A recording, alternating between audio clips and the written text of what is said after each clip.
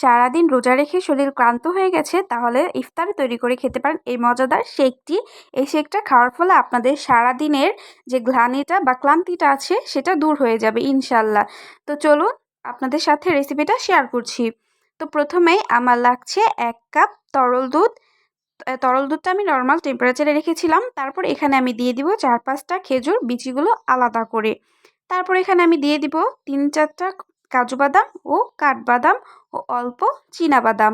তো চীনাবাদাম দিয়ে এটাকে আমি 5 মিনিটের মতো ভিজিয়ে রাখবো। তো ভেজানোর পর আমি একটা ব্লেন্ডার জারে করে এটা নিয়ে নিচ্ছি মিশ্রণটাকে। তারপর এখানে আমি অ্যাড করে দেব 3টা কলা। আপনারা এখানে কলার পরিবর্তে বিভিন্ন ধরনের ফলও নিতে পারেন।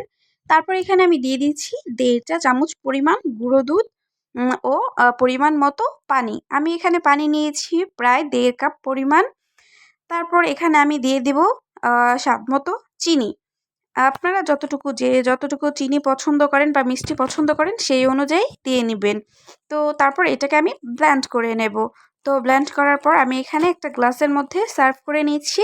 অবশ্যই এটা খেলে আপনাদের শরীরে প্রচুর পরিমাণে এনার্জি যোগাবে। তো যদি রেসিপিটা ভালো লাগে তো অবশ্যই লাইক কমেন্ট করে শেয়ার করে পাশে থাকবেন।